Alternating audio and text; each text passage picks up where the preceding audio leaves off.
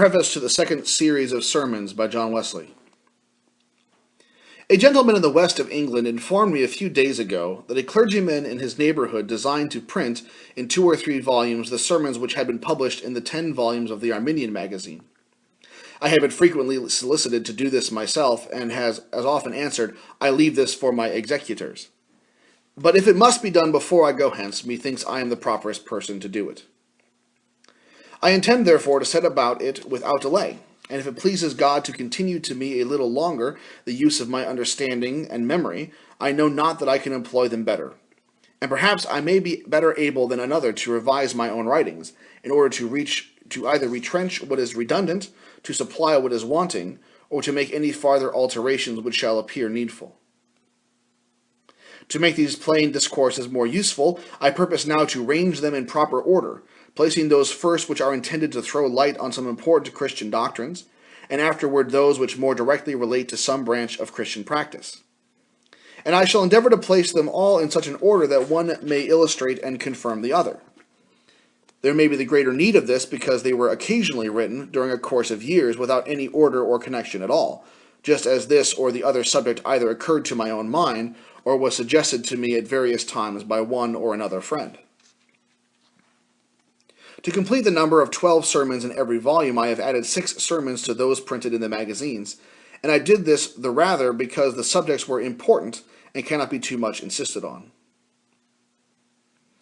Is there need to apologize to sensible persons for the plainness of my style? A gentleman, whom I much love and respect, lately informed me with much tenderness and courtesy that men of candor made great allowance for the decay of my faculties, and did not expect me to write now either with regard to sentiment or language as I did 30 or 40 years ago. Perhaps they are decayed, though I am not conscious of it. But is not this a fit occasion to explain myself concerning the style I use from choice, not necessity?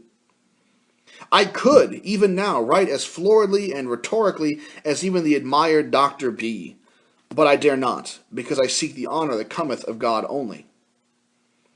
What is the praise of man to me, that have one foot in the grave and am stepping into the land whence I shall not return? Therefore, I dare no more write in a fine style than wear a fine coat. But were it otherwise, had I time to spare, I should still write just as I do. I should purposely decline what many admire an highly ornamental style. I cannot admire French oratory. I despise it from my heart. Let those that please be in raptures at the pretty, elegant sentences of Massillon or Bourdaloue, but give me the plain, nervous style of Dr. South, Dr. Bates, or Mr. John Howe, and for elegance show me any French writer who exceeds Dean Young or Mr. Seed. Let who will admire the French frippery. I am still for plain, sound English. I think a preacher or a writer of sermons has lost his way when he imitates any of the French orators, even the most famous of them, even Massillon or Bourdaloue. Only let his language be plain, proper, and clear, and it is enough. God himself has told us how to speak, both as to the matter and the manner. If any man speak in the name of God, let him speak as the oracles of God. And if he would imitate any part of these above the rest, let it be the first epistle of St. John. This is the style, the most excellent style for every gospel preacher. And let him aim at no more ornament than he finds in that sentence, which is the sum of the whole gospel. We love him because he first loved us. London, January 1st, 1788.